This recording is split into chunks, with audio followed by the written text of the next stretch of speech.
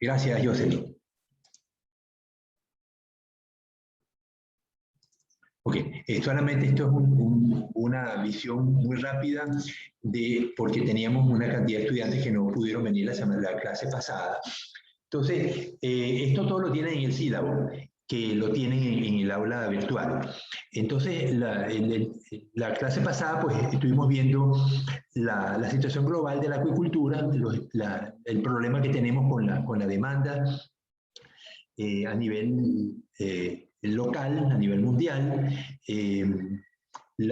Vamos a ver los institutos de investigación nacionales y extranjeros que se dedican a la generación de conocimiento acuícola. Vamos a conocer las generalidades de mantenimiento, de cultivo y reproducción de los peces marinos de agua dulce y vamos a realizar prácticas a pequeña escala de cultivo con acuarios en sus casas. Debemos tener un conocimiento sobre los pasos esenciales para la producción de peces a gran escala y las características del cultivo de cada especie. Vamos a reconocer la información científica clave que permite atender los procesos de postcultivo, así como las condiciones básicas de bienestar animal. Es decir, cómo cosechar, cómo procesar, dónde se procesa, qué tipo de demanda tiene el público sobre las especies cultivadas y las ventajas que tenemos nosotros cultivando en comparación con la pesca. Finalmente, comprender las técnicas orientadas a reducir el impacto ambiental del cultivo sustentable como práctica de responsabilidad ecológica, social y de respeto al ambiente. Esto está causando muchos problemas en algunos sitios y es necesario que ustedes dominen las técnicas de control ambiental para que la acuicultura no se convierta en un problema más que una solución. Vimos que las evaluaciones pues, van a ser en base a ensayos. Aquí está, bueno, la teoría básica, las referencias básicas que lo tienen, algunas tienen el URL para que las puedan descargar. Traten de descargarlas todas, porque total son muy cortas, muy pequeñas, y hace falta que ustedes tengan su bibliografía para consulta durante el semestre y consultas futuras cuando ya vayan a ser mis colegas, que dentro de nada va a ocurrir eso. Aquí habíamos visto cómo la acuicultura ha ido surgiendo, explicamos los procesos, cómo la acuicultura de insignificante en los años 50, hoy en día representa casi el equivalente a todos los animales que se capturan por pesca en el mundo.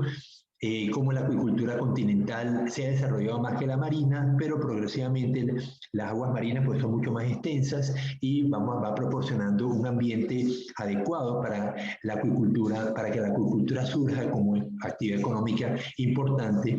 Hay países donde la acuicultura es fundamental.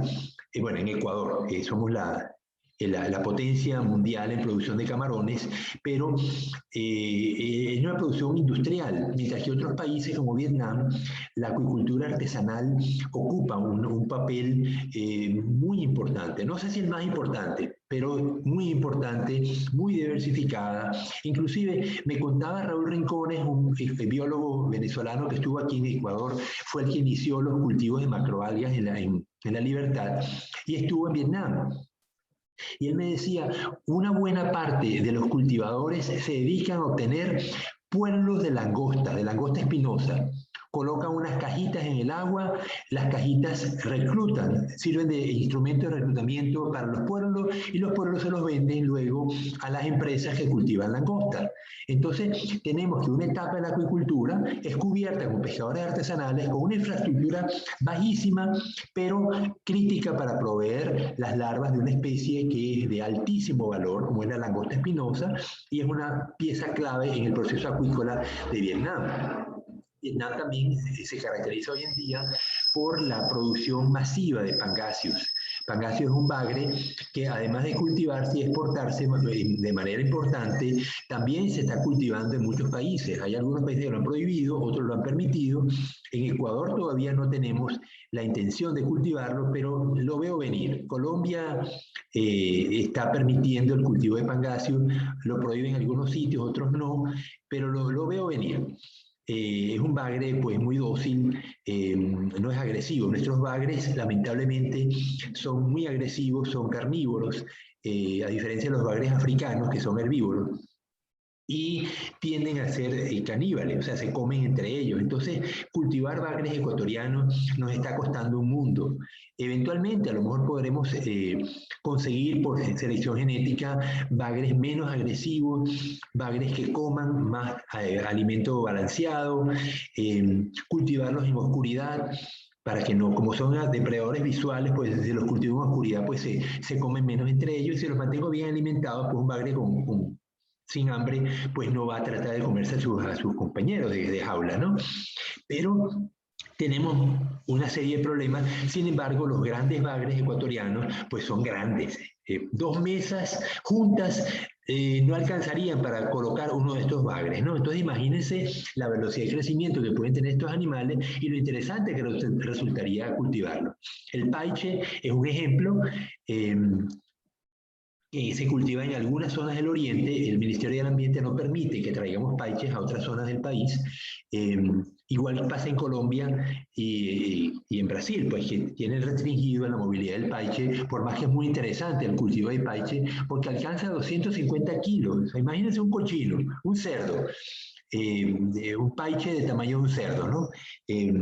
Pero claro, obviamente se vende mucho antes, ¿no? Pero es el hecho de que tenemos especies muy interesantes con limitaciones diversas para cultivar. Veíamos que el consumo mundial de pescado ha aumentado a una tasa superior al incremento de la población, lo cual es muy positivo, y mayor que el crecimiento de la carne, producción de lácteos, leche, etcétera, ¿no? El consumo de pescado comestible per cápita aumentó de 9 kilos en el año 61 a 20 kilos en el año 2018, un crecimiento de 1,5 anual. Sin embargo, Ecuador y América Latina el consumo es bajo, en la sierra más bajo todavía. En el oriente a lo mejor más alto que la sierra, porque tienen grandes ríos que les provee de pescado. Pero en general, en nuestros países americanos, el consumo de pescado es bajo en comparación con asiático, que puede llegar a lo mejor en Japón el consumo per cápita puede ser de 30 o 40 kilos al año, mientras que aquí estamos en 8. Entonces, hace falta estímulo por parte de los gobiernos para proveer incentivo a la población. Es también importante que nuestros egresados que están haciendo tesis en alimentos, como los bioquímicos y los compañeras de la Facultad Agroindustrial, en la Facultad Agropecuaria, pues desarrollen nuevas tecnologías de cómo procesar pescado. De esa manera se facilita el consumo de pescado, aparte de la pinchagua enlatada y atún.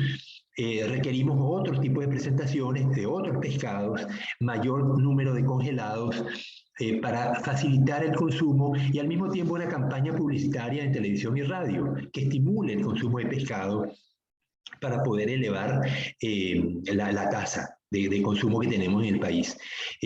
Cuando hablamos de camarón, bueno, peor todavía. Una intervención de José Antonio Camposano, el presidente de la Cámara Nacional de Acuicultura, mencionaba que el 99,5% del camarón se exporta. Es decir, en Ecuador no consumimos camarón prácticamente, por lo que aparentemente consumimos es nada, 0,5% del camarón producido, las 700.000 toneladas que produce el país. Entonces necesitamos realmente elevar el consumo local como una medida también para mejor proteger la economía. El hecho de que tengamos una dependencia absoluta del precio extranjero para el camarón nos hace muy susceptibles de los cambios que reciben los precios de estos productos en el extranjero. Bueno, esto lo tienen todos ustedes porque se los pasé. Lo que quería hacer un repaso, ya les había mencionado que la acuicultura produjo en el año 2018 82 millones de toneladas, de las cuales, o sea, 32, aparte de eso, 32 millones de toneladas de algas y 26 millones de toneladas de conchas. Es decir, la acuicultura produjo 114 millones de toneladas. Es una cifra histórica pero la producción de pescado es lo que más de los 80 millones, 54 fueron pescados, 47 producidos en el continente y 7 producidos en el mar. Es decir, la producción del mar sigue siendo muy pequeña. Los moluscos son los principales bivalvos que se cultivan, porque como no se alimentan, los alimenta el mar, no los alimentamos nosotros, los alimenta el mar, pues tienen una tremenda ventaja desde el punto de vista económico para su cultivo. Sin embargo, aquí en América su producción es muy pequeña.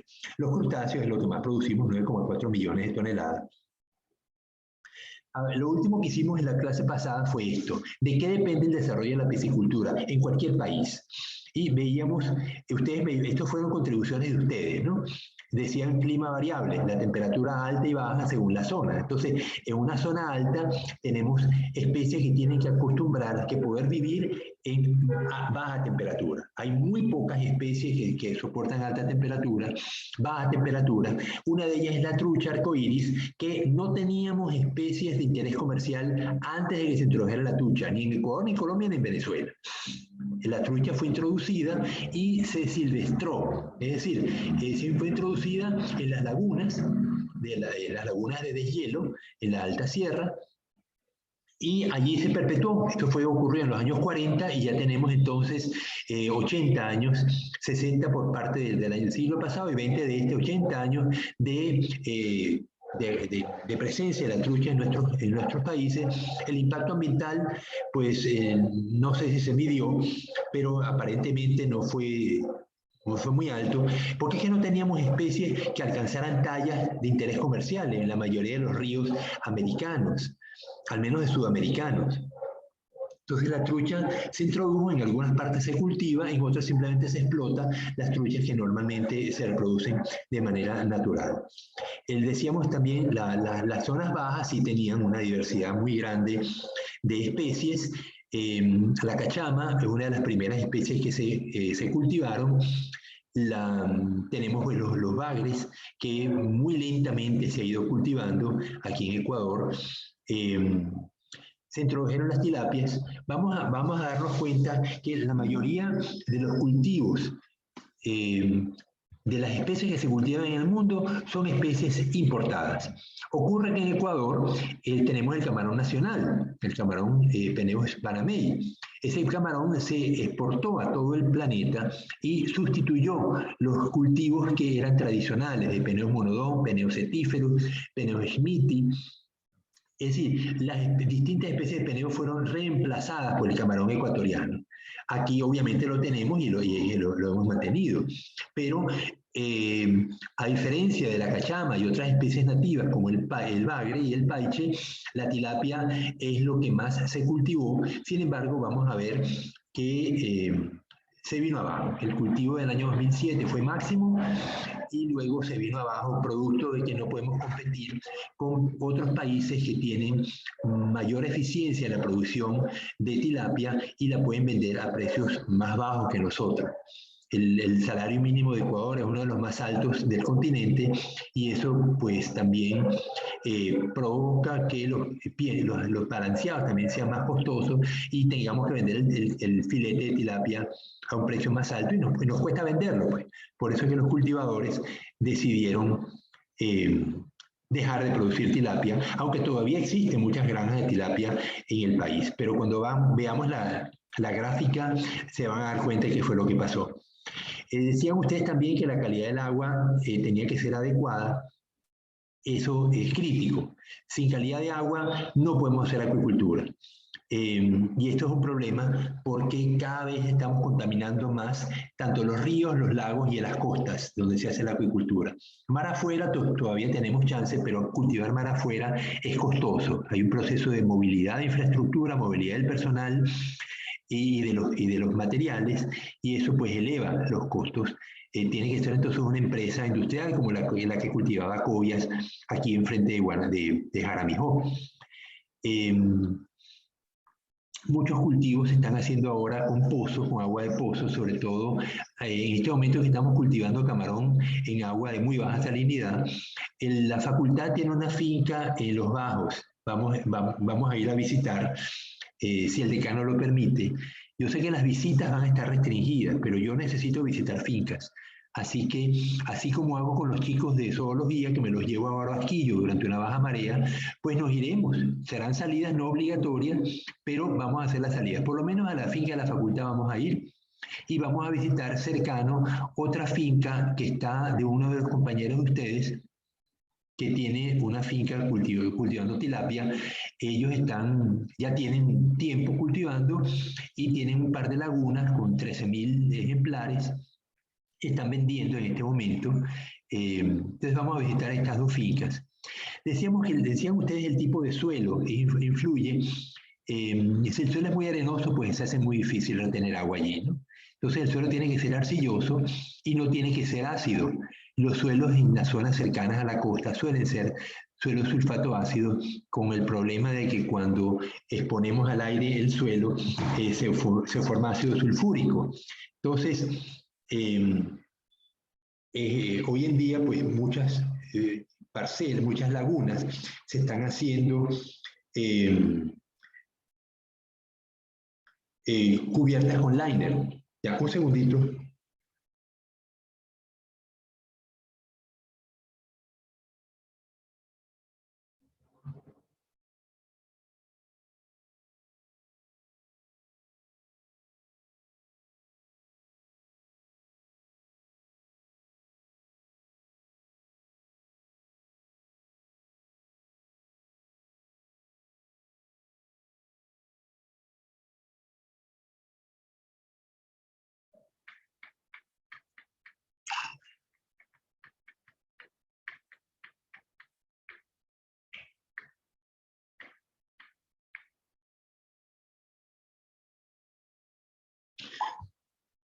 Bien, entonces, cuando cultivamos en tanques pues, o en raceway, pues no hay novedad, pues la infraestructura es todo artificial, pero cuando cultivamos en estanques, el tipo de suelo pues, es importante y estos temas los vamos a tratar en detalle a lo largo de este curso. La tecnología de infraestructura, ¿dónde se cultiva? Si estanques, la disponibilidad de tuberías, la disponibilidad de canales, la infraestructura pues va a encarecer el costo del cultivo, pero tenemos niveles de infraestructura. El decano, con el proyecto que adelanta de cultivo de tilapia en los bajos, y los estudiantes de la facultad que están colaborando con ese proyecto, pues tratan de promover pequeños estanques que se pueden, o tanques. Las tilapias se pueden cultivar en tanques o en estanques. Si el suelo no es adecuado, pues es muy poroso, pues se cubre con liner. Es cosa de ver hasta cuánto dinero tengo para montar una infraestructura acuícola. Pero justamente la idea de la facultad es promover el cultivo de peces en Manabí. Los profesores tienen distintos criterios. El profesor Francisco Navarrete pues está abiertamente opuesto a la promoción de cultivos de peces extranjeros. El decano pues promueve lo que está disponible, que son las tilapias, y un problema que lo vamos a ver en el punto 7 son las semillas. La única semilla que está disponible en este momento en Ecuador es la semilla de tilapia, que la produce por una parte el Ministerio, la Subsecretaría de Acuicultura, a través de su estación en Cacharí, que si es posible la vamos a visitar, Babahoyos, o productores privados que producen semilla de tilapia toda macho, como manda el Ministerio. Entonces, entre privados y públicos producimos la semilla para tilapia. No hay otra semilla disponible, desgraciadamente. Las truchas, a lo mejor, hay algún laboratorio para la producción de huevos embrionados de trucha, que es lo que se le vende a los productores, pero también otra especie importada. Pero lo que son semilla de paiche, semilla de chame, semilla de bocachico, que es una especie muy importante en la provincia de Los Ríos, pues no están disponibles simplemente. Entonces uno tiene la voluntad de promover el cultivo de especies nativas. Las cachamas también, en Puyo están produciendo semillas de cachama, pero es muy incipiente, nada en comparación con la semilla de tilapia que con gran facilidad se puede conseguir. Entonces, esto es un proceso que tiene que darse en Ecuador y en la medida que haya disponibilidad de semillas, ya sea que la tengamos de Perú o de Colombia, pues vamos a tener un cultivo de peces nativos más eficientemente logrado. La nutrición, decían ustedes que los alimentos balanceados, la promoción de fitoplancton, el cultivo de especies alternativas, de especies de zooplancton. Esta tecnología de nutrición es crítica porque el 60% del costo del cultivo es el alimento. Si logramos tener una producción de alimentos más eficiente y barata, pues en esa misma medida vamos a tener mejores rendimientos acuícolas, ¿no? Pero la nutrición pues la vamos a detallar bastante en este curso. Solamente tocamos en este punto que los balanceados es el último elemento que se le da a los peces, porque cuando recién son larvas, primero no se alimentan porque están absorbiendo el saco vitelino, pero una vez que empiezan a alimentarse hay que proveerlos de fitoplancton y también de zooplancton. Las cobias, por ejemplo, se las alimentaba con rotíferos, pero el rotífero no era muy nutritivo. Lo que pasa es que el rotífero se colocaba primero en una suspensión de fitoplancton con microalgas con unas características nutricionales particulares. Entonces, el rotífero se alimenta y antes de las 4 horas que hace la digestión, alimentaba entonces las cobias. Y de esa manera usamos el rotífero como vehículo para llevar microalgas al estómago de los juveniles de peces. También el zooplancton, bueno, el rotífero es zooplancton, pero también podemos alimentar peces con zooplancton, tipo cladóceros, tipo copépodos, y esta tecnología está bastante bien desarrollada en Perú, pero en Ecuador todavía estamos en etapas iniciales. Pero lo importante es que si los peruanos avanzaron, podemos trasladar esa tecnología para acá, y ellos ya descubrieron el agua tibia, así que no tenemos que descubrirla nosotros, ¿no? Pero es importante tener en cuenta que tenemos que desarrollar tecnología para nuestras especies y poder avanzar en el cultivo de especies nativas. El chame no hemos podido cerrar el ciclo porque no podemos alimentar larvas. La gente de la Universidad Técnica de Manabí en Bahía ha hecho esfuerzos para lograr cultivar chame y no se ha podido. Se producen las larvas crecen un ratito y no tenemos un alimento adecuado y se mueren. Entonces, hay que avanzar en esto. Hasta que no tengamos un alimento adecuado para larvas de chame, no vamos a poder cerrar el ciclo y por lo tanto vamos a depender de los chames juveniles que se consiguen con redes, se atrapan con redes en la bahía del río Choli. Control de patologías. Cuando tenemos tantos animales encerrados en un estanque, un tanque, pues tenemos también una exposición a que se transmitan, proliferen las enfermedades. La calidad del agua pues tiene que exacerbarse para poder evitar patologías bacterianas, virales o parasitarias. En el caso de las jaulas de salmón, los noruegos y los chilenos están vueltos locos porque hay un copépodo que les invade las escamas a los salmones, les come el mucílago que cubre a los peces naturalmente y los expone a las enfermedades bacterianas. Entonces realmente tienen severísimos problemas para el control del copépodo en estos cultivos en jaulas, en lo cual se ha invertido millones y millones de dólares para este cultivo. Entonces el control de patología es crítico y lo vamos a ver en detalle en este curso. Las semillas de laboratorio, ya lo mencioné, el mercado es fundamental porque solamente puedo cultivar lo que voy a poder vender, a no ser que me lo quiera comer. La acuicultura para subsistencia pues es interesante. Los ministerios de agricultura en muchos países promueven que la gente que pueda tener cultivos en sus casas pues lo haga para autoalimentarse. Pero en general la acuicultura, me decía el jefe del Instituto Noruego de Investigaciones Marinas, la acuicultura es cara y está hecha para exportarse. Él era muy pragmático, ¿no? Pero la acuicultura artesanal, y sobre todo para autoconsumo, pues también es importante, pero no tiene las dimensiones que tiene la acuicultura comercial. Y entonces el mercado acuícola está muy definido. Ecuador, vamos a ver que exporta a un grupo de países bastante reducido. Mayormente era Estados Unidos, luego fue Europa y ahora es China.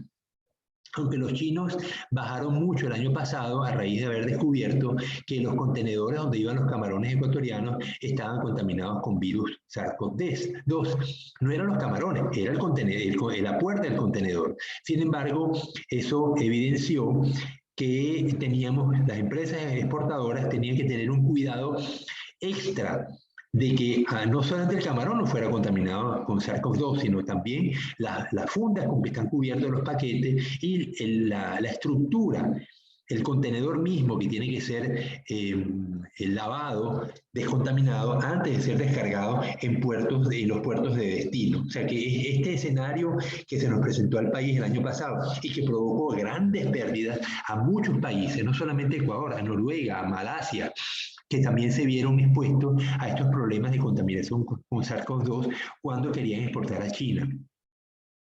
Y finalmente, el financiamiento. Sin financiamiento no vamos a ninguna parte. Hace falta que las personas dispongan de dinero, pero los ministerios de Agricultura suelen dar préstamos, ya sea préstamos a fondo perdido, donde como ocurre, por ejemplo, con los cultivos de ostras que promovió el... Ya va, un segundito, que me está mandando.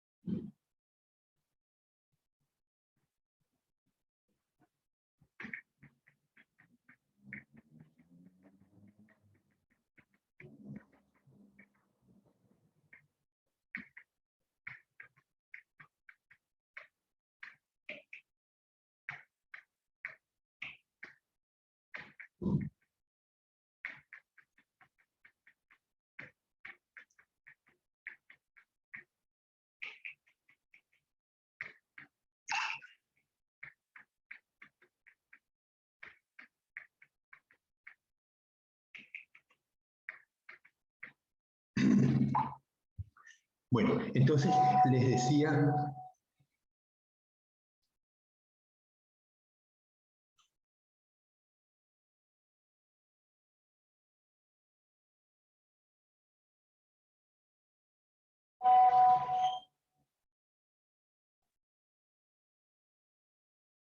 Les decía que los gobiernos tratan de tener programas de financiamiento para la acuicultura.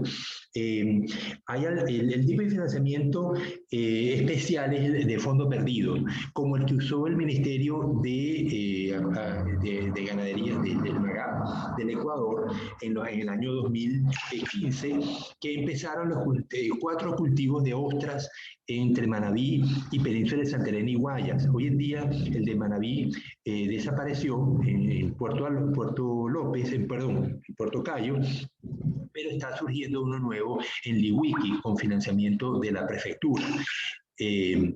Entonces, ese fondo era fondo perdido. Se le compró, se entrenó a los pescadores, se asignó un biólogo que los asistía técnicamente y se compraron las cuerdas, los flotadores, los muertos y se montó el cultivo. De tal manera que ellos empezaran y con las cosechas, ellos seguían entonces comprando semillas y de ahí han seguido desde el año 2019-15 hasta el sol de hoy. Afortunadamente, esos tres cultivos en Guayas y Península de Santa Elena se han mantenido y en la prefectura de Santa Elena, de la península de Santa Elena, perdón, promovió la creación de una empresa que produjera ostras, larvas de ostra, porque el Senaim era quien las producía, pero no alcanzaba a producir suficiente. Entonces, esto es bueno, que surjan instalaciones adicionales a las universidades para proveer de semillas que requieren los cultivos. Las ostras no tienen una demanda muy alta, se abastecen restaurantes finos, pero todavía la producción es muy baja, ¿no? Pero en un futuro pues tendremos otras cosas aparte de las ostras, podemos tener espóndilus. Los espóndilus se han cultivado en el Senaín, y se han usado para repoblar los bancos que han sido explotados intensamente y cuya densidad pues ha bajado tanto que ya no se puede hacer pesca de espóndilus, salvo pesca subrepticia, donde los pescadores extraen espóndilus grandes cuando rara vez los consiguen, ¿no? Entonces es una especie emblemática, hasta la carretera se llama la vía espóndilus, y pues esto se llama acuicultura de repoblación, y esperamos pues que tengan éxito, ¿no? Va muy lentamente porque el financiamiento para esto pues ha sido lento. Entonces, el otro financiamiento que no es a fondo perdido, o sea, que no tiene que devolverlo a la persona que lo recibe, es el financiamiento a los proyectos industriales, donde el Estado ecuatoriano le entrega el FN, esto se llama Banco Nacional de Crédito, BNC, que es un banco al cual uno no puede ir directamente, sino que el Estado ecuatoriano coloca en el BNC fondos que van a la banca regular, Banco Provincial, Banco Pichincha, Banco del Pacífico, y el productor pide dinero, pide financiamiento a los bancos normales. Pero entonces los bancos normales no usan su propio dinero, sino usan fondos del Estado ecuatoriano que vienen del BNC. Entonces, de esa manera logramos financiar proyectos productivos para acuicultura y para cualquier otra cosa, ¿no? Entonces, una de las labores que yo creo que son importantes que el grupo que trabaja con el decano desarrolle es cómo conseguir, cómo ayudar al productor a conseguir financiamiento. Entonces podemos ir nosotros a la banca para que nos dé instrucciones de qué requiere un productor para conseguir el financiamiento. Y nosotros entonces, como vamos a visitar a los productores para enseñarles cómo se cultivan peces, pues también les enseñamos cómo pedir dinero y a qué tasa se lo van a vender, qué le van a pedir de garantía, etcétera, etcétera. Entonces yo pienso que estas 9 puntos que tenemos acá es indispensable que ustedes como futuros acuicultores dominen, porque de esto va a depender que la acuicultura pues pueda desarrollarse y ustedes van a ser promotores. A lo mejor algunos de ustedes, ojalá que muchos de ustedes lo logren, como lo han logrado otros compañeros de ustedes que ya están produciendo peces de manera comercial. También ustedes se incorporen en este tren productivo y no dependan de que alguien les vaya a dar trabajo, sino que ustedes mismos se montan su empresa, empiezan a producir y se independizan de que alguien los contrate, sino que ustedes más bien van a contratar otros biólogos en el futuro, ¿no? Bien, con eso habíamos terminado la clase pasada, entonces vamos ahora a iniciar la nueva presentación.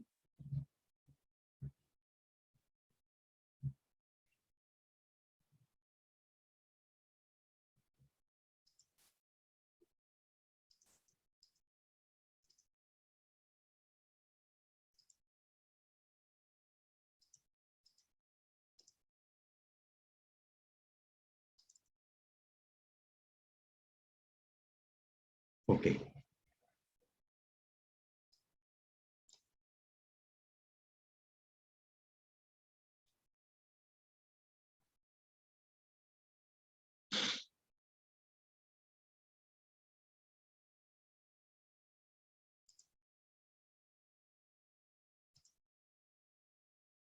Ok.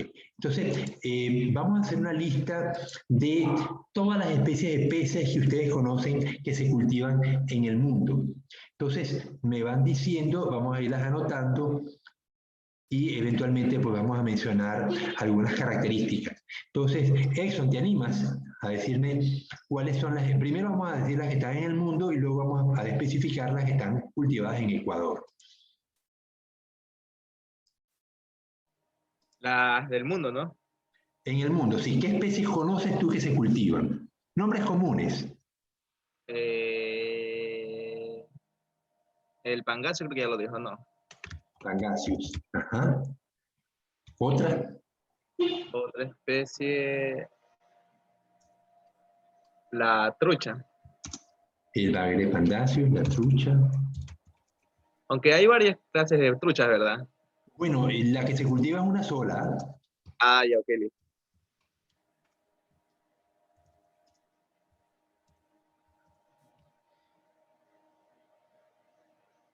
Y otra ¿Otra? más, no.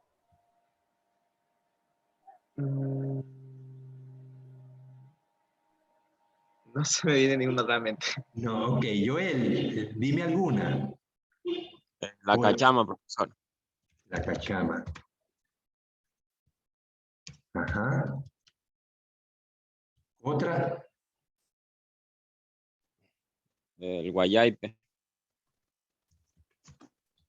Ajá. ¿Otra? El robalo también. ¿Cuál? Robalo. El robalo.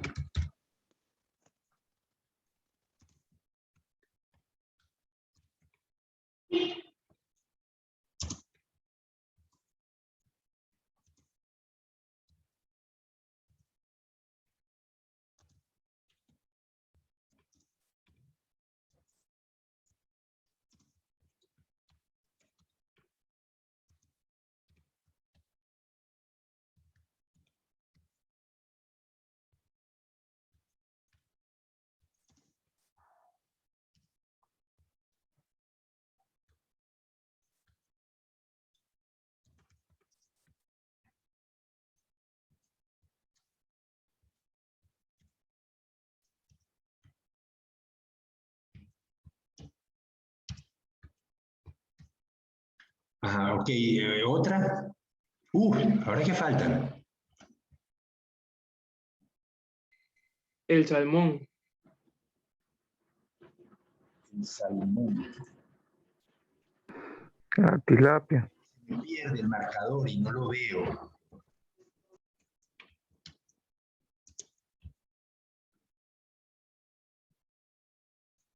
Creo que no es un corrincus. Especies marinas también, ¿verdad? Marina o dulce acuícola, no importa. Lo que quiero es la lista para luego agruparlas. Ah, entonces la cobia también. El chame. Cobia, chame. También hay cultivos, El bacalao he de profundidad. visto cultivos de, ¿cómo se llama? De dorado y de atún también. El de dorado no lo he visto, ¿ah? ¿Dónde lo has visto el dorado? Déjeme un momento, déjeme buscarlo. Ah, no, de atún, disculpe, de atún. Atún sí, dorado no he Sí, visto sí, dorado ninguno. no, no. El salmón. Sí, ya va. El bagre parece que también. El rodaballo.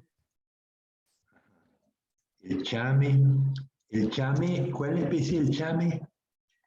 Que se me olvida. Vermicatus latifrón. Eso.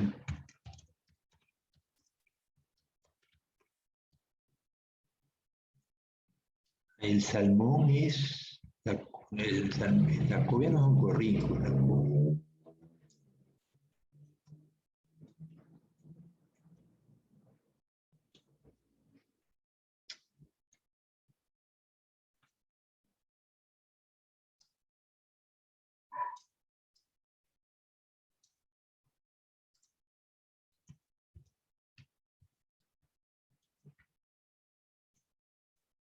La cobia es, se me olvida.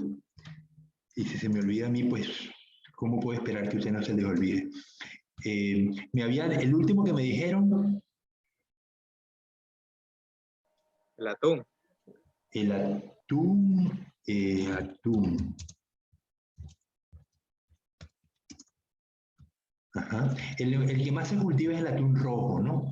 Que es el Tunus ilus.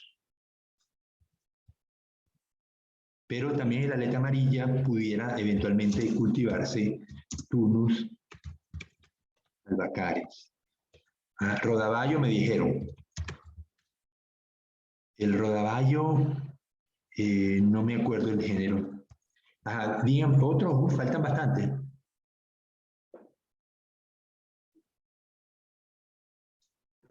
Biólogo, el bacalao de profundidad. El bacalao de profundidad. No te acuerdas qué especie es, ¿no? No. Bacalao. El bacalao es el Gadus.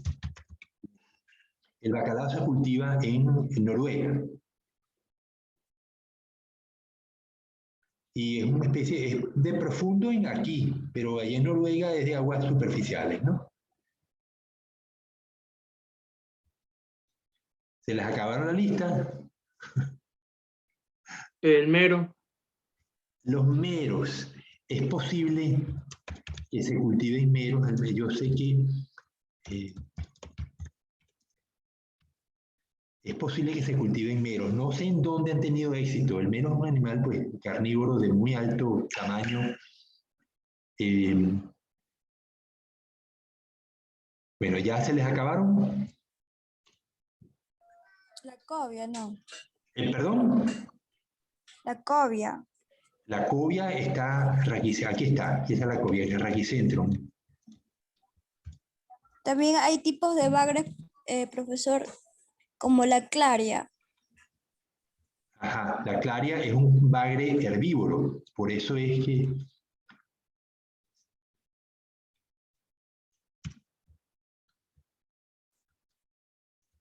el bagre clarias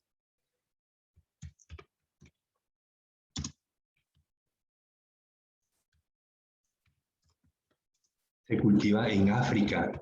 Ellos allá hace mucho tiempo, porque estos bagres, como son herbívoros, pues no se comen entre ellos y tuvieron mucho éxito.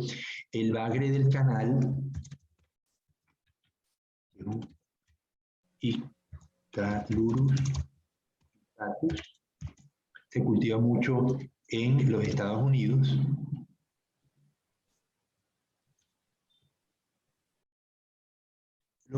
El caviar es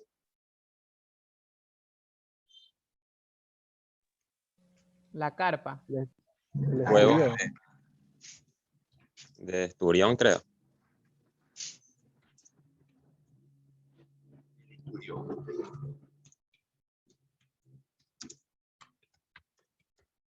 Palometa. la palometa no sabía que se cultivara. ¿De dónde obtuviste esa información? La carpa es uno de los principales especies de cultivo en el planeta. Se cultiva mucho en China. Le da origen al orden, Cypriniformes, que son muchísimos peces, son de ese orden, ¿no? Cyprinus carpio. El esturión, el acipenser, se cultiva mucho en Asia, Rusia sobre todo, que es el principal productor de caviar. Se trajo a Venezuela en una oportunidad y se trató de cultivar en la sierra, pero algo pasó, se ve que no crecía bien. Muchas veces son problemas de alimentación y no se destruyeron los reproductores, no se siguió cultivando esturión en Venezuela. Aquí en Ecuador no he sabido que hayan cultivado esturión. De los cultivos en Europa, no son muchos, ¿no? Pero el rodaballo es importante. El otro que no lo he mencionado acá, vamos a tener que poner otra imagen.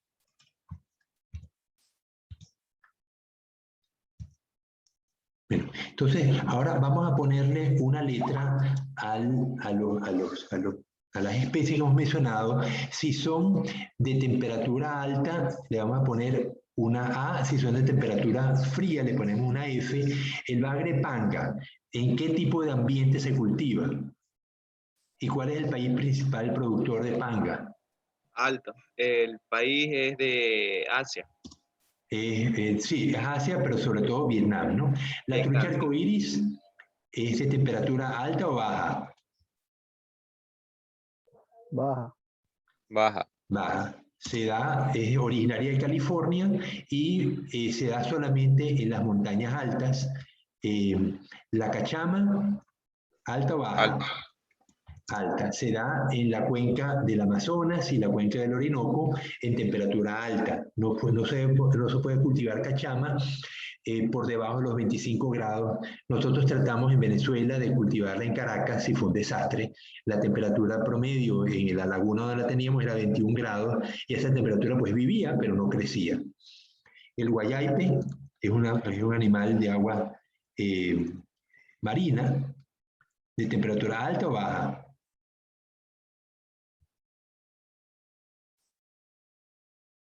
La ceriola la tenemos como especie nativa de Ecuador, así que tiene que ser necesariamente de temperatura alta o baja. Si es marina, tiene que ser alta.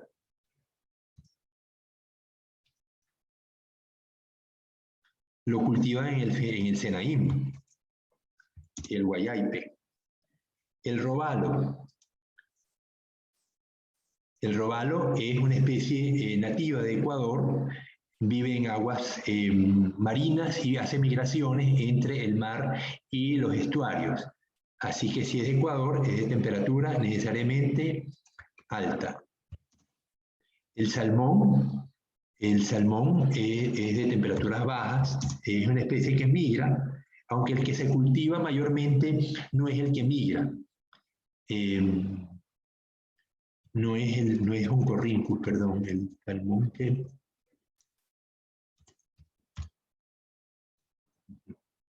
La cobia es una especie nativa del Atlántico, se cultivó en Ecuador, pero los reproductores se trajeron de Panamá, y es una especie pues, que se da en temperatura alta.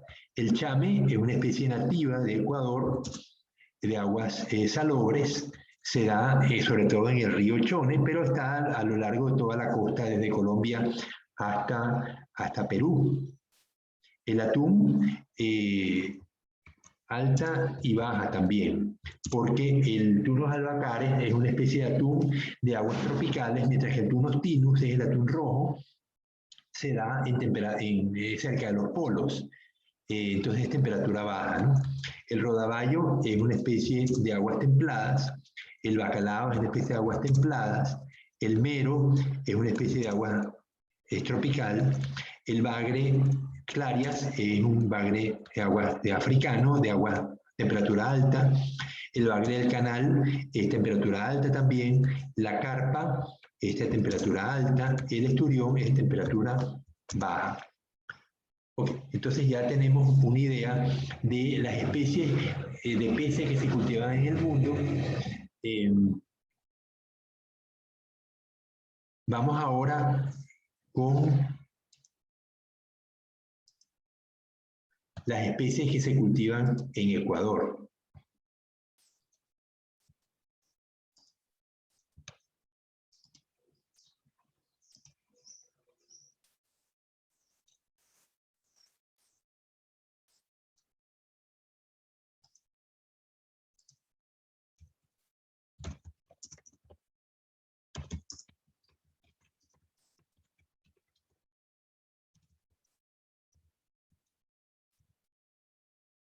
Es curioso que, ¿saben que no me mencionaron? La tilapia. La tilapia. No mencionaron la tilapia. Se equivocaron los muchachos. La tilapia es un conjunto de especies, Pterodon spp, tilapia spp, y hay un híbrido, pero A ver, ¿cómo la llamamos ahorita la tilapia? Ay, demonio, se me olvida. Oreocrom. Oreochromis.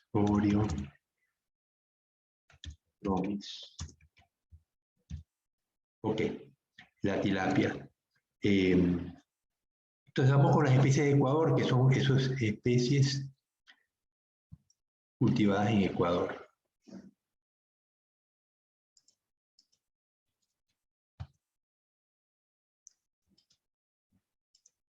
Ok, entonces, bueno, obviamente la tilapia. La cachama. Sí, ya va, déjame ponerlo en blanco para que no se me confunda con los títulos. La tilapia que se me da en aguas altas, temperatura alta, la cachama.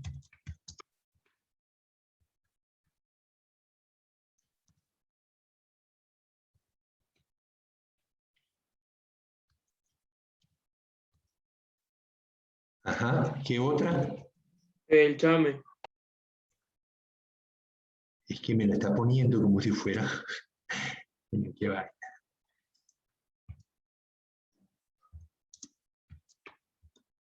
El chame, ajá, otra.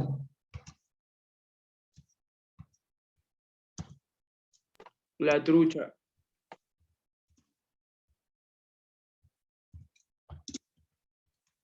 La trucha, ajá, otra. Paiche. Paiche, ajá. Pacheco. El bocachico. Curiosamente, el bocachico, este estudiante que tiene los cultivos de tilapia, me dijo que también estaba cultivando bocachico. Yo no sabía que este cultivo estaba ocurriendo. Hasta ahora el bocachico era pescado. Pescado en la costa, en los ríos, quise decir la costa, no, en los ríos de la provincia de Los Ríos. Pero me dijo que el biólogo Moya, que es el biólogo encargado de la estación de Cacharí, que queda dentro de las instalaciones de la Universidad Técnica de Babahoyo, está produciendo juveniles de bocachico. Cosa que me agrada enormemente, que por fin pudiéramos aumentar el número de especies que tenemos cultivadas en Ecuador. Entonces, tilapia, cachama, chame, trucha, paiche, bocachico. ¿Queda alguna otra? Vieja La azul. vieja azul, profesor. Ajá. Vieja azul, sí, la vieja azul.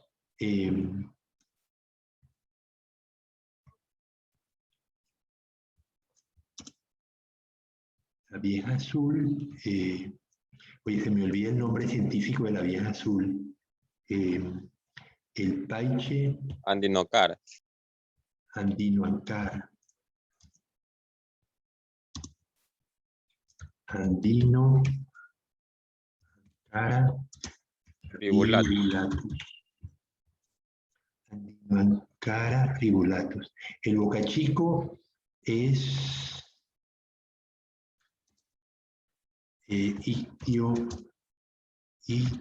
Ictioelefas. Le pongo SP porque no me acuerdo. El paiche es Arapaima gigas.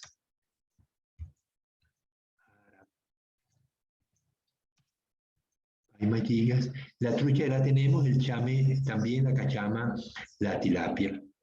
Ok, ¿hay alguna otra que se nos haya pasado?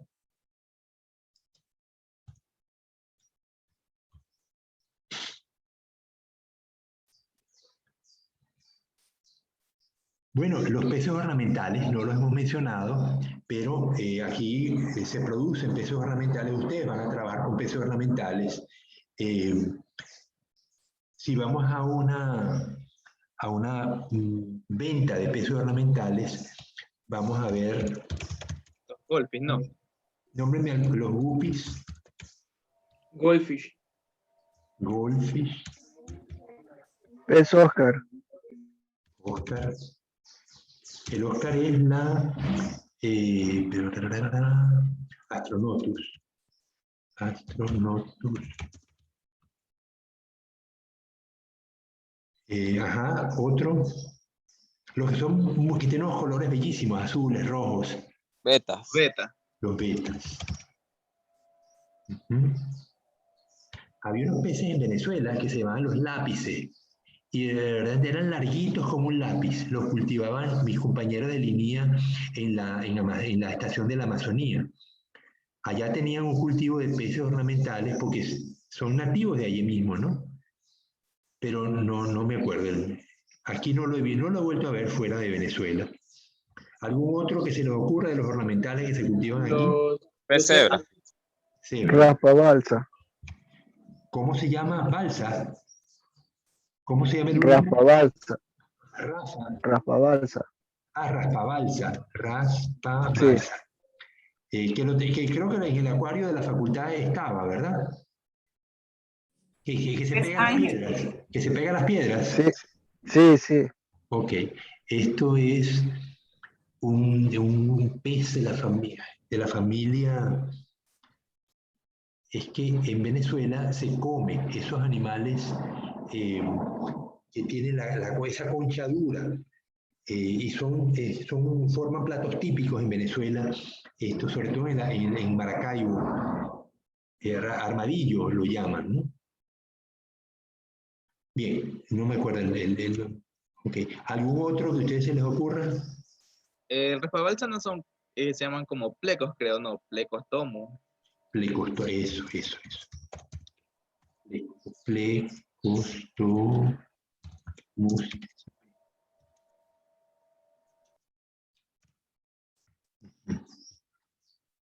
Ok, ¿algún otro?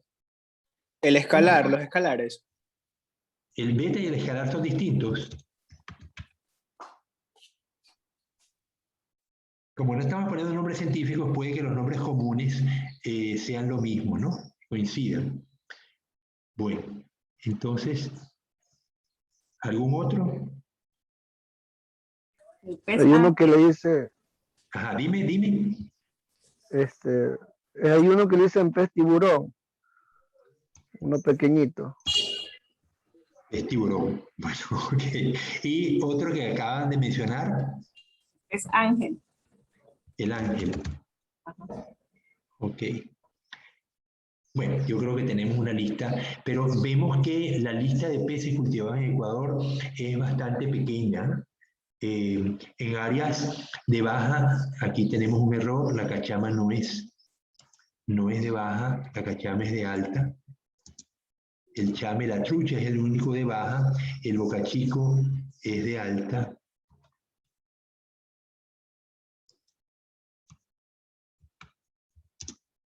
Es decir, un solo pez es de agua fría, el resto de los peces son de aguas altas, ya sea de la Orinoquia o de la costa.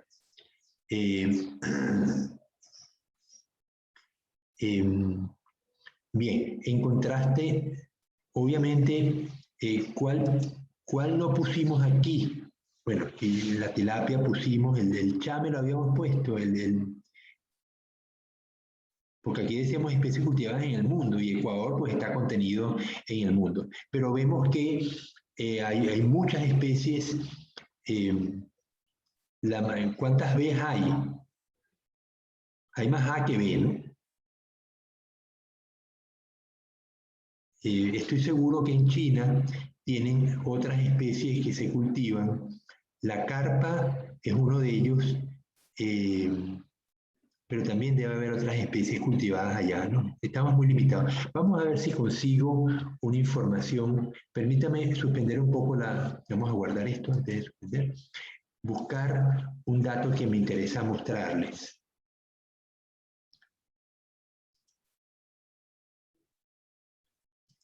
Por cierto, Francia llegó. Eric Steven y George Michael. Ok, esos son los tres que tengo ausentes y no se manifestaron. Okay. Entonces,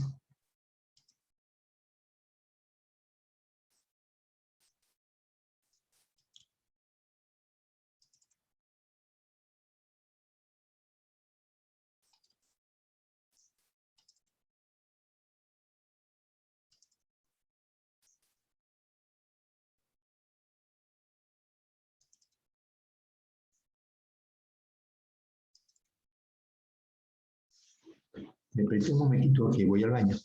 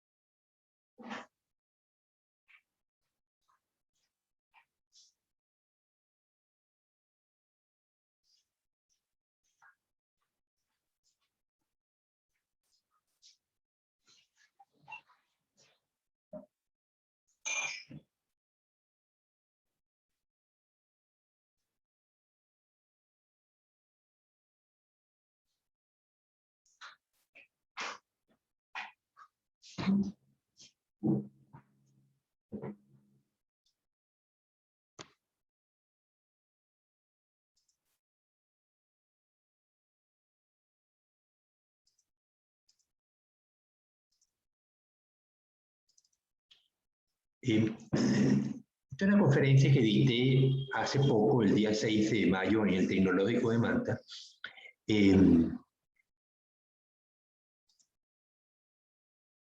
Vean un contraste, les lo muestro esto por el contraste que representa el cultivo de camarón en comparación con el cultivo de tilapia, ¿no? Aquí vemos, dice la producción camaronera del país. ¿Lo están viendo? ¿Lo están viendo? Joel, dime. Sí. Esto le fuente de la Cámara Nacional de Acuicultura. Ellos tienen una revista que se llama Acuacultura y provee en las últimas páginas de cada número las estadísticas actualizadas, tanto de camarón como de tilapia. Entonces dice, la producción camaronera del país venía creciendo a una tasa cercana a 16% interanual en los últimos años. El periodo pandémico afectó el crecimiento, pero no lo anuló, pues aumentó en un 7% durante el año 2020.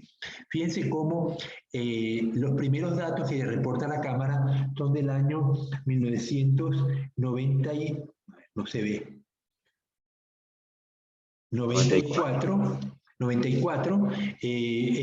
crecía muy lentamente, a finales del 94 bajó mucho, producto del virus de la mancha blanca, se mantuvo durante así, creció lento, hasta que a partir del año 2011 esto se dispara y empieza a crecer de una manera importante.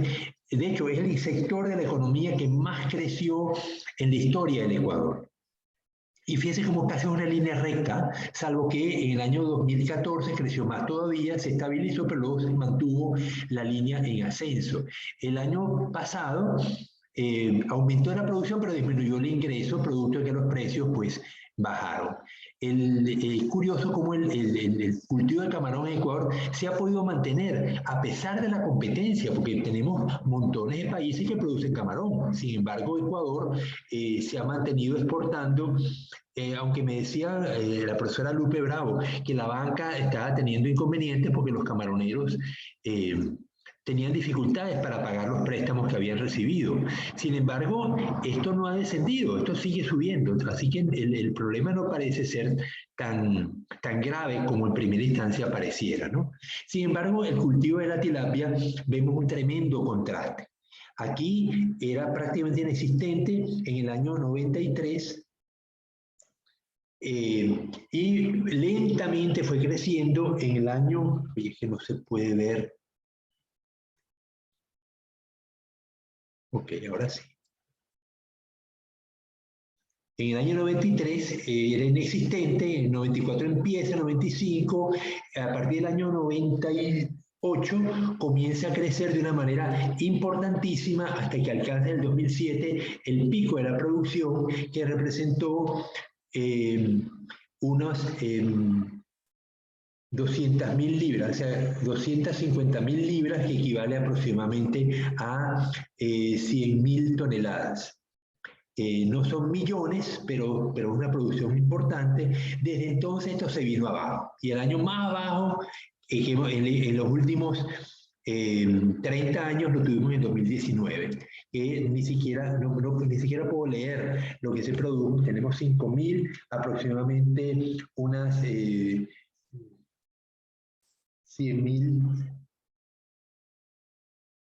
5 millones, no, estos son millones de libras. Ok, o sea, si dividimos la mitad, me darían 2 millones, 2 toneladas, 2 millones de toneladas. O sea, 2 millones serían 2.000 toneladas, como 500.000 toneladas produjimos el año pasado, que es nada en comparación con lo que se había producido, cercano a los 15.000 toneladas que se produjeron en el año 2007. Ahora, ¿qué provocó este descenso en la producción de tilapia?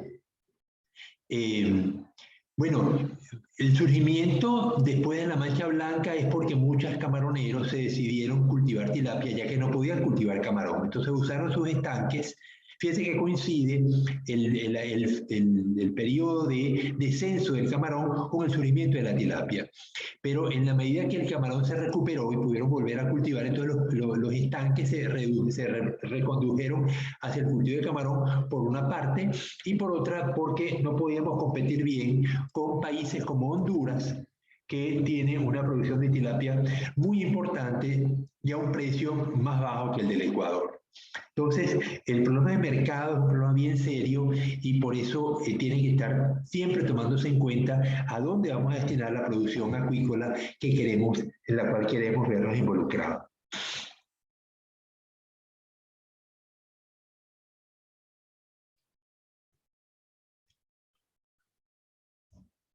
Habíamos hablado de que de los mercados. ¿A quién le vende Ecuador? Esto es una... vemos que África, en el año 2020, en plena pandemia, ¿quiénes eran los países que nos compraron? África no nos compraba, el resto de América muy poco. China era el grueso y se nos cayó, fíjense que bajó de 57 a 35. El resto de Asia muy poco, sigue siendo poco. Pero China se nos cae producto del descubrimiento de los contenedores contaminados con virus SARS-CoV-2, que redujo mucho la exportación de camarón. Sigue siendo importante, ¿no? La tercera parte del camarón ecuatoriano se exporta a China, pero se redujo bastante, ¿no? Casi a la mitad. El resto de Asia nos consumió muy poco. Estados Unidos aumentó de 15 a 23, Europa bajó de 23 a 13 y Oceanía sigue sin comprarnos, ¿no? Aquí falta un 13% que la Cámara Nacional de Agricultura no los proporcionó y no sé a quién corresponde, ¿no? Pero un 13 es importante. Entonces, pero vemos que exportamos a un grupo de países bastante reducido, aunque dice África, pero África es un continente de muchos países y prácticamente no nos compra África, no nos compra camarón, ¿no? Y América también tiene muchos países y tampoco nos compra camarón. Esto es unas cifras muy, muy pequeñas, ¿no? O sea que el grueso son algunos países asiáticos, Vietnam, solo que Vietnam compra mucho y luego ellos reexportan a China. Estados Unidos sí, Canadá no lo pusieron aquí, pero Canadá también nos compra bastante. Y Europa, sobre todo Italia, España, son países que nos compran mucho camarón. Entonces,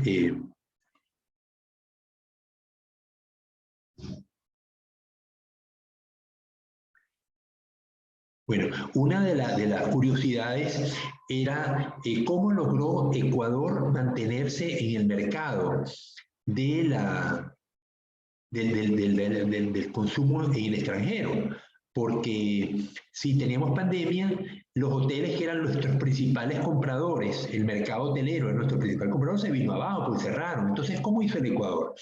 Entonces, aquí da Daryl Yori, que es un amigo, un biólogo, trabaja en Ecuador, actualmente es el presidente de la Global Aquaculture Alliance en los Estados Unidos, y él dio una conferencia en el FIRMA, en el Foro Iberoamericano de los Recursos Pesqueros de la Acuicultura, que tuvo lugar en febrero, y Daryl decía que China es una potencia en comodidad y personalización. China está dominando el mercado del comercio electrónico con grandes actores como JD.com y Alibaba.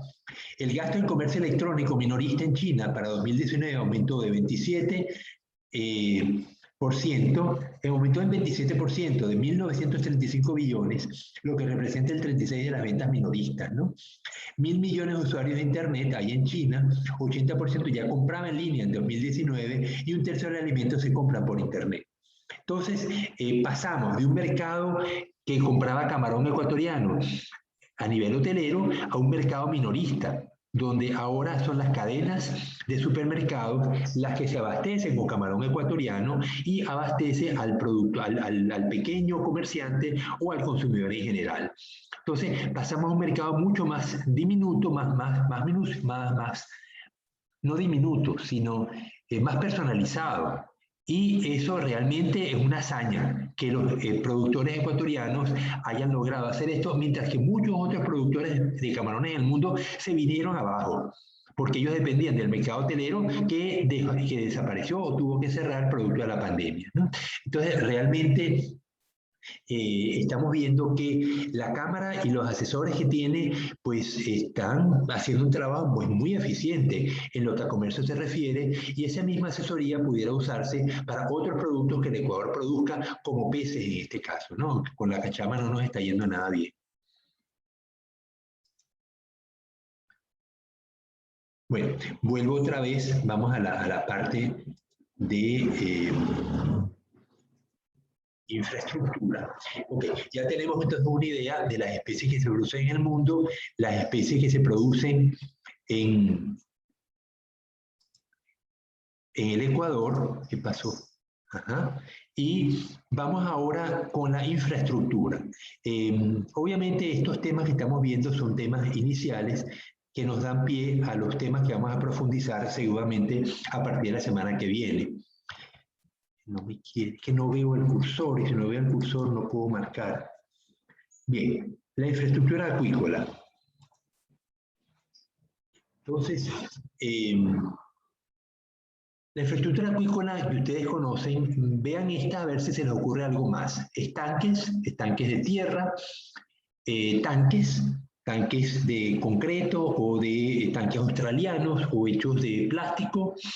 Raceways, que son tanques, pero en los cuales hay una circulación del agua especial, jaulas que pueden ser colocadas en el mar o en embalses, y corrales donde uno encierra una porción del sustrato, se hacen corrales en la costa, donde tenemos baja profundidad y podemos entonces tener los peces encerrados como si fueran jaulas, pero los tenemos en la costa, los animales están en contacto con el sustrato. ¿Hay alguna otra?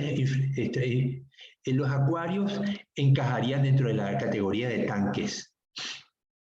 ¿Hay alguna otra que a ustedes se les ocurra que no haya mencionado aquí?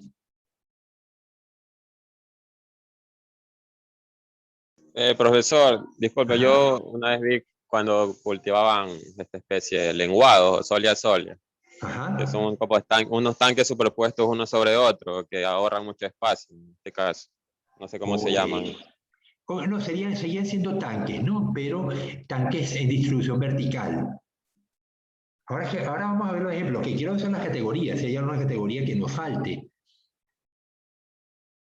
En lo que a peces se refiere, esto es lo que yo conseguí, pero otros rubros, como por ejemplo los moluscos, tenemos mesas, tenemos palangre, que con respecto a los peces, pues no se da ese tipo de cultivo ni en mesas ni en palangre. Los camarones y los peces encajan en las mismas categorías que los peces, en las mismas categorías que tenemos aquí mostradas, ¿no? Bueno, entonces vamos entonces ahora a ver la...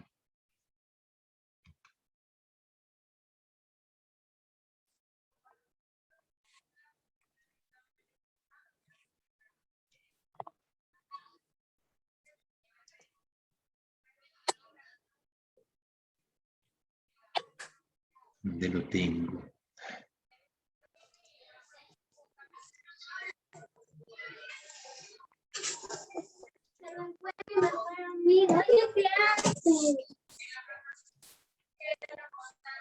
Pobrecito, me está me estoy gastando. Se me fue mi mejor amiga. Ya pues te quedó la Maile. Ok, entonces aquí en la imagen estamos viendo algunos ejemplos de la infraestructura que acabamos de mencionar.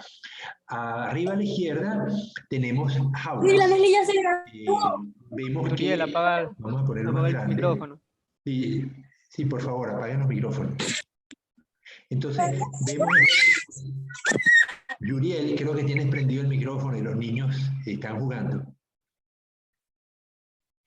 Bien, vemos esta distribución de jaulas, una alta densidad de jaulas en esta zona. Desde aquí, desde esta casita, tenemos, se supone que tienes los vigilantes, tienen la infraestructura, porque puedes guardar los alimentos, y esta infraestructura tiene la ventaja de que puedes alimentar de manera mecánica. Yo puedo tener un tubo que me distribuye el alimento desde una zona hasta cada una de las jaulas y no tengo que estar lanzando el alimento a mano, como ocurría aquí con las cobias, que el alimento se llevaba en botes o se tenía en el bote que estaba pegado a las jaulas de cobia y desde ahí pues manualmente se les agregaba el alimento.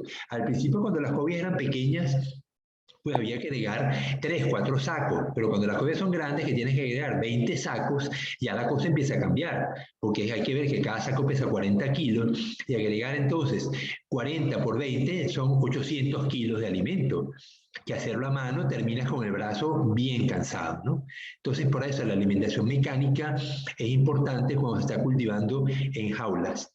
El problema es que si las jaulas las colocas muy lejos de tierra, el abastecimiento de energía se hace dificultoso. En este caso, uno pudiera pasar un cable desde la costa hasta la casita y no tener que depender de motores a gasoil en la propia casita, o generadores eléctricos, sino que podemos abastecer la infraestructura con motores eléctricos abastecidos desde tierra, ¿no?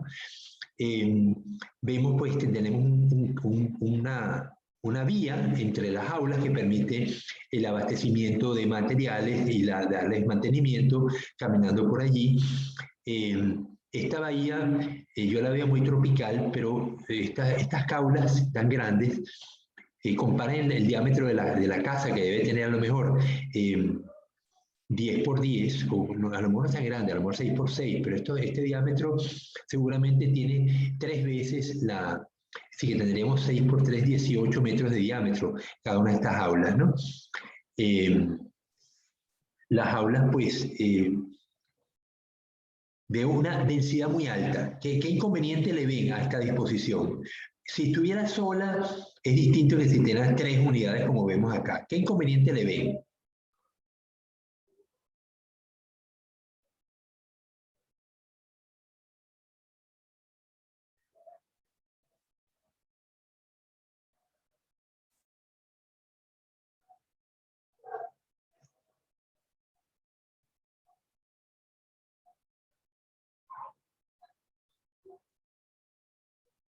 Ninguno.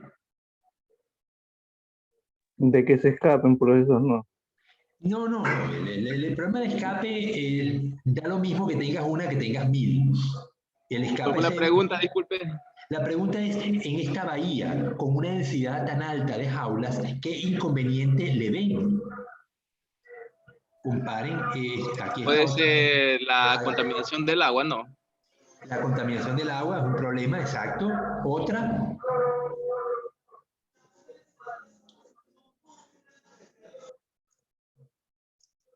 Cosas graves, cosas gordas.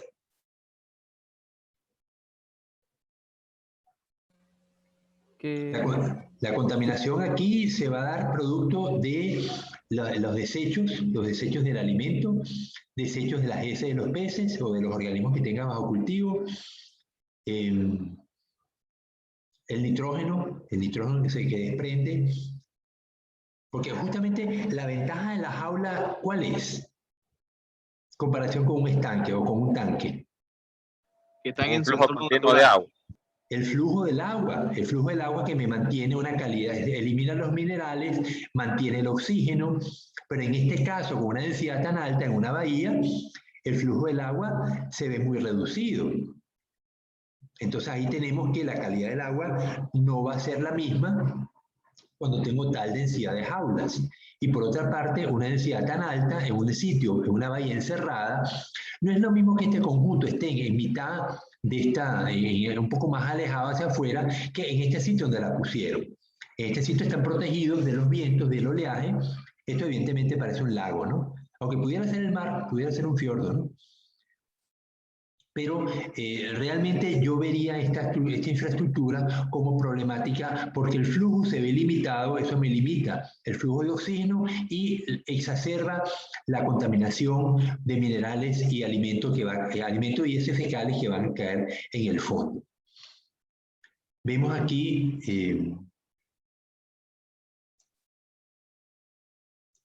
bueno, esta es una imagen de parecida a la anterior, solo que no están pegadas, sino que están separadas. Así estaban las aulas en Jaramijó, ¿no? Solo que en vez de tener tantas, había 3 nada más. Es una infraestructura que originalmente iba a hacerse aulas, ¿no?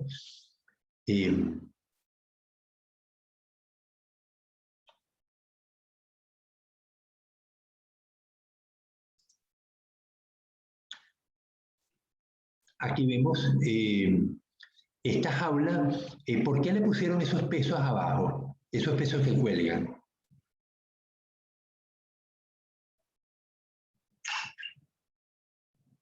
¿Por qué creen ustedes que le pusieron esos pesos?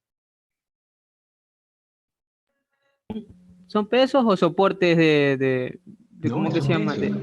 Son pesos. Son pesos, porque los soportes están en las cuerdas que estamos viendo a los lados, ¿no? Para mantener estable la jaula, no. Para mantener estable, bueno, sí, pero ¿cuál estabilidad es la que estás buscando? La de Salir a flote, no. Fondo. Perdón. Ella no toca, las jaulas nunca deben tocar fondo, de hecho deben estar a buena distancia del fondo. Oh, ya, ya. Entonces, ¿qué hacen? ¿Cuál es la función de los pesos entonces?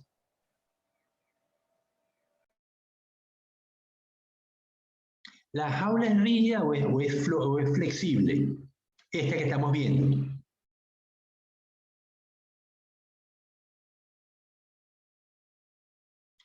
Repito la pregunta. La de abajo se ve flexible, la de arriba está fija. Bueno, la de arriba es rígida, es una estructura plástica que permite la flotación de toda la estructura, pero las redes que cuelgan son flexibles. Si no le ponen los pesos y llega una corriente, ¿qué va a pasar? Se va a deformar. Se va a deformar y me va a comprimir todo el volumen y me lo va a forzar a que todos los peces que tenemos aquí en este gran volumen se reduzcan a un pequeño volumen y empiezan entonces a pretujarse, a afectarse y pueden eventualmente perder escamas y enfermarse. Entonces, los pesos mantienen abierta la jaula. Si la jaula es rígida, como la que tenemos en Jaramijó, no hay problema porque la estructura no permite que las olas me lo deformen. ¿Por qué era rígida en Jaramijó? Para evitar que los tiburones o los lobos marinos que se podían acercar, que existen lobos marinos, no son muy comunes, pero hay lobos marinos que fueran a morder la jaula y las cobias se escaparan. Entonces, por eso tenía una estructura rígida y luego adentro las redes, que eran las que eran cambiadas con cierta frecuencia, pero entonces esas jaulas de Jaramillo no requerían estos pesos, porque la estructura rígida me impedía que las corrientes me fueran a deformar las redes. Bien, aquí vemos cómo la alimentación, están alimentando con carnada, con peces, en lugar de usar pienso, están usando peces. Esto es costoso.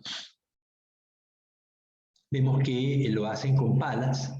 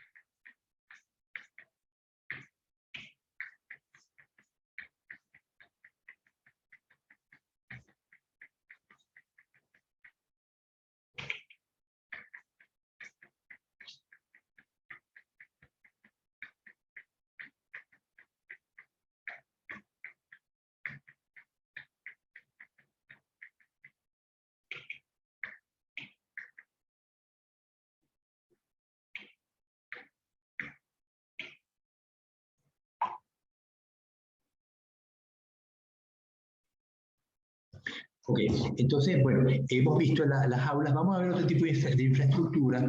Aquí vemos esta. Estos son... Profesor, una pregunta. Dime. Ese tipo de infraestructura, generalmente, ¿dónde se las encuentra? Si hay aquí en Ecuador, porque por lo general yo he visto que para el cultivo se utilizan los típicos estanques cerca de los estuarios, así como en Chamanga, ¿sí me entiendes? Sí, claro. Vamos, las aulas las teníamos en Jaramijó. Ustedes pues no tuvieron oportunidad de verlas porque la empresa el año antes pasado decidió cerrar. No le era económicamente rentable tener solamente 3 aulas. Ellos tenían que tener 6, pero requerían una inversión para poder sembrar las otras 3 aulas y no la consiguieron. Así que decidieron quitar las aulas y los reproductores los dejaron en la infraestructura que tienen en Punta Blanca y han seguido exportando juveniles de cobia, más no los engordan ya en Ecuador. Entonces esa infraestructura la teníamos muy parecida a esta, ¿no? La misma baranda, el bote que se pegaba, pero no les daban peces, sino les daban alimento concentrado, ¿no? Aquí tenemos pues, otro tipo de jaula. Estos son jaulas cuadradas. Y vemos, el cultivo sigue siendo en la costa, una jaula pegada a la otra.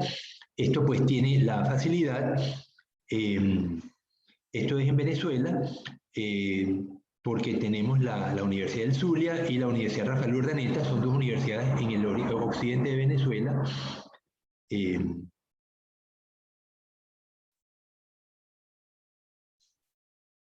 Ok, pero vemos que uno puede maximizar el espacio usando jaulas cuadradas que no se consigue con jaulas redondas, aunque con las jaulas redondas tenemos algunas ventajas, ¿no? Bien, entonces esto es lo que se refiere a, de nuevo, jaulas flotantes.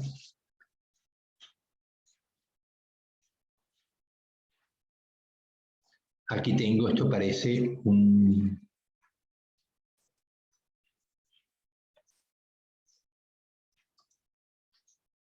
Esto ya es cultivo en estanques. Aquí vemos una labor de cosecha en un estanque cubierto con liner.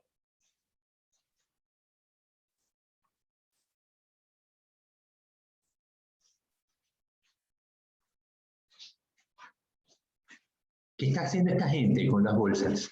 ¿Qué creen que están haciendo? Esto es en Perú, en Lambayaque. ¿A alguien se le ocurre que están haciendo estos biólogos con las fundas?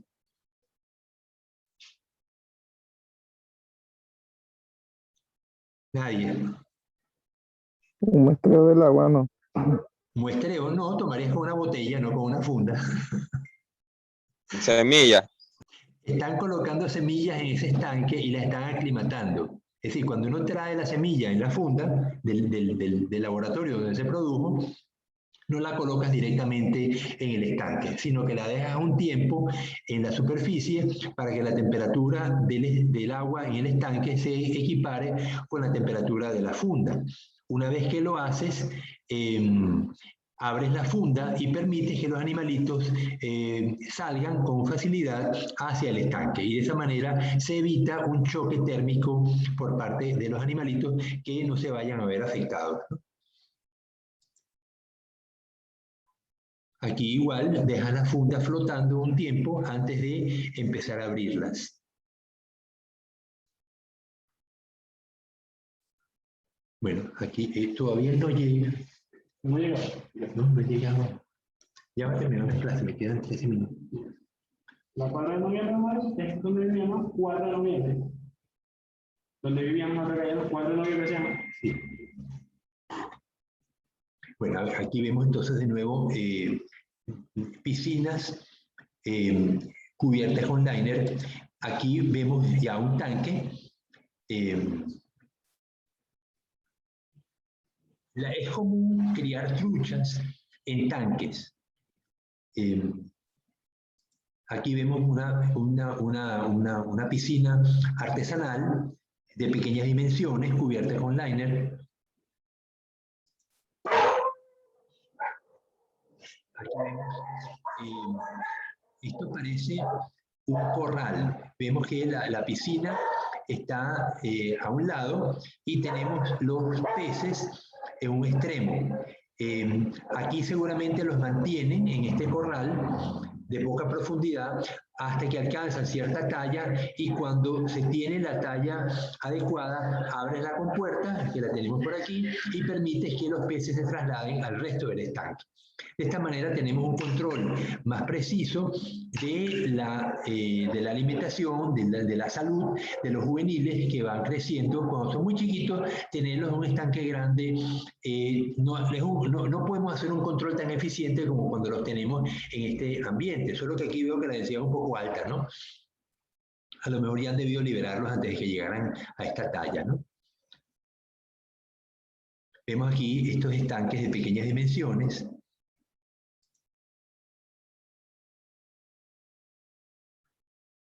Ojalá tuviéramos en la facultad un grupo de estanques así, porque me permitirían hacer ensayos y tener réplicas, ¿no? Porque son estanques de pequeñas dimensiones, entonces yo pues no requiero tantos animales para hacer los ensayos, ¿no?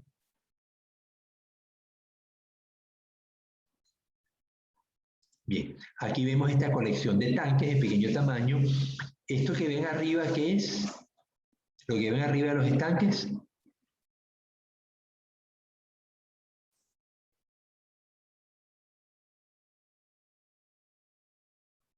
¿Para qué la infraestructura? ¿Para qué le pusieron esto? Este techo.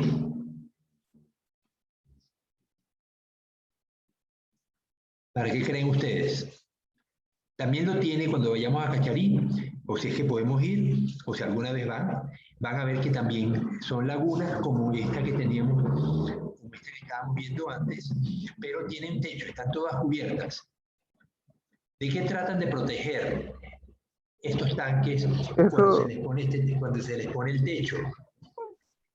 Eso lo protege, por ejemplo, por la de los pájaros o algunas cosas. Ya, que la perra no deja oír. Ya, es el aseo que está pasando, ya se van a ir.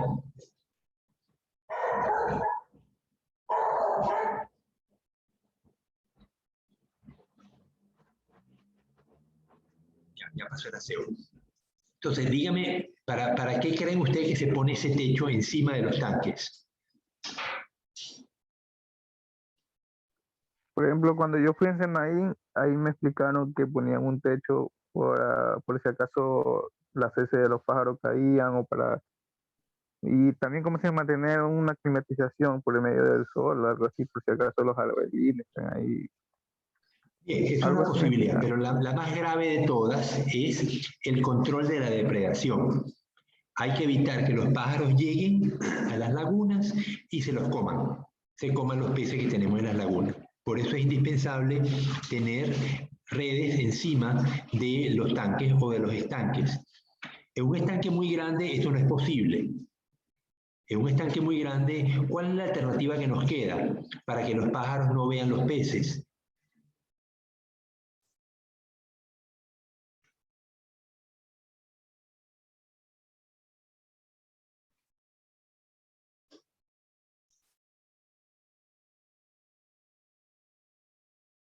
¿No se les ocurre? Si el agua es muy clara, los pájaros podrán ver los peces.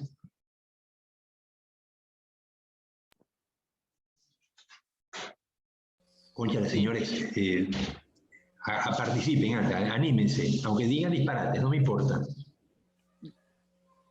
Usted dijo que sí, Ok, que entonces si el agua es muy clara, los pájaros podrían ver los peces.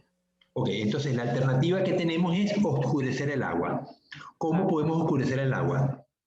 Sin que los peces se mueran, ¿no? No hemos hecho tinta. Pero, ¿qué le podemos agregar al agua para que sea oscura y los pájaros no puedan ver los peces? Y además los peces se benefician.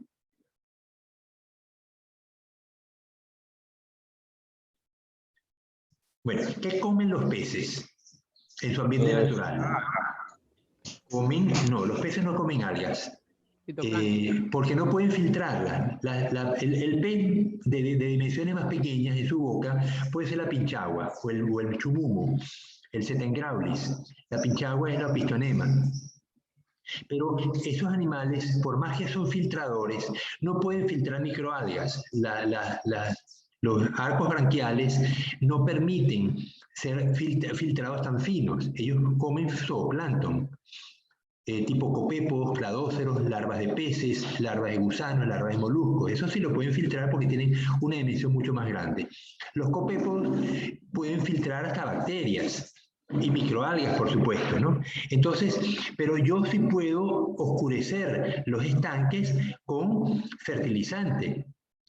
Cuando yo lleno los estanques, sobre todo si lo hago no con agua de pozo, sino con agua de un estuario o de un río, allí en ese agua van a venir esporas de microalgas o las microalgas mismas. Si yo las fertilizo, esas microalgas van a crecer y me van a oscurecer el agua. Al mismo tiempo, ese agua va a tener larvas de plancton, de organismos zooplanctónicos, y van a crecer. Y eso sí me va a alimentar los peces, el zooplancton. El fitoplancton va a estar allí y su función va a ser oscurecer el agua, de tal manera que los pájaros no puedan ver los peces. Si yo no lo hago, voy a tener unas pérdidas muy severas. Entonces, el fitoplancton a su vez me va a permitir el crecimiento de zooplancton que me va a complementar la dieta que le voy a dar a los peces. Es decir, los peces los voy a alimentar con balanceado, pero una parte de su dieta va a surgir del zooplancton que va a crecer en los estanques. ¿Estamos claros en este aspecto? Son cosas importantes que ustedes deben dominar para poder compensar las pérdidas en un estanque. Cuando los estanques son pequeños o son tanques pequeños como los tenemos en esta foto, pues podemos poner un techo porque las dimensiones lo permiten. Pero en un estanque de 3 hectáreas es imposible.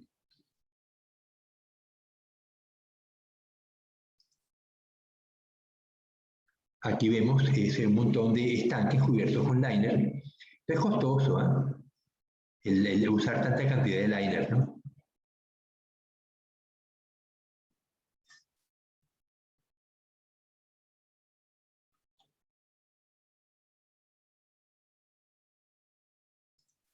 Ok, entonces habíamos mencionado que teníamos estanques, tanques, jaulas y corrales. Lo que me falta por mostrarles fotos son de raceways. Vamos a buscarlas.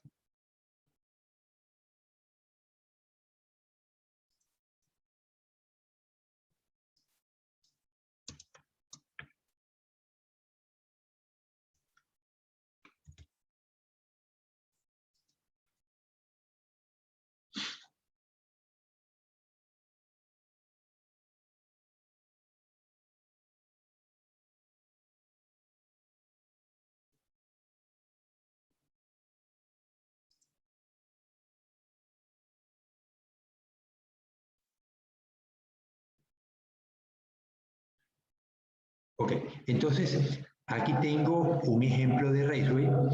Es un tanque con liner o de cemento cubierto con pintura epóxica, pero tenemos un control mucho más eficiente de la aireación. Fíjense la cantidad de conexiones que tenemos para el aire, para la aireación.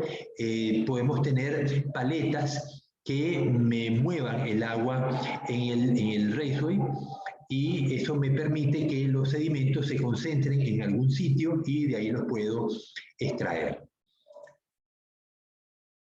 Aquí vemos una cosecha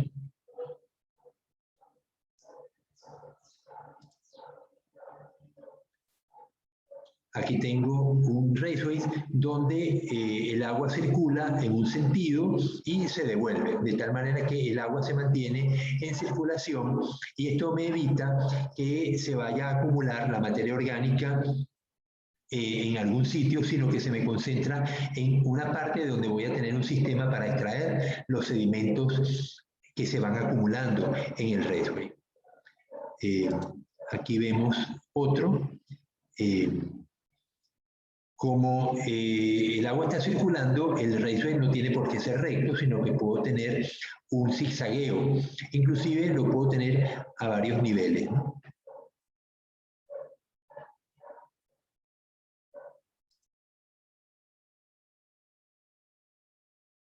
Aquí ven estas paletas, que son las que le dan movimiento al agua.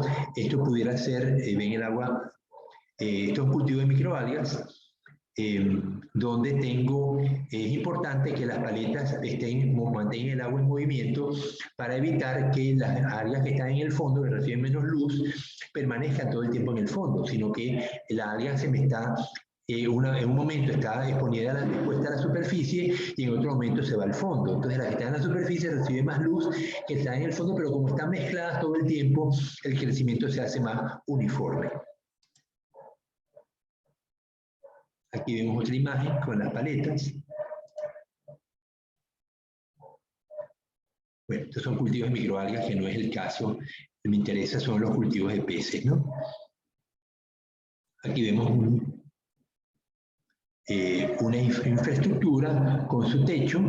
El raceway es costoso y se usa para acuicultura en alta densidad. De tal manera que yo hago la inversión, pero también es una inversión costosa, ¿no? Pero tengo la ventaja de que el agua está circulando, los animales se mantienen en condiciones de mejor calidad de agua y puedo tener densidades más elevadas, mucho más elevadas cuando cultivo en raceways. Curioso que está alimentando a mano, ¿no? Si yo invierto en tener un raceway, también pudiera invertir en tener una tubería con aire por la cual yo haga circular el alimento. De tal manera que no tengo que estarlo agregando a mano, ¿no?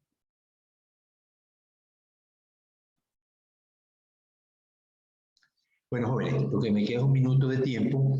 ¿Hay algún comentario, alguna pregunta en este? Está todo claro, profesor. Bueno, espero que les haya gustado la clase. La semana que viene, pues vamos a continuar con el primer tema.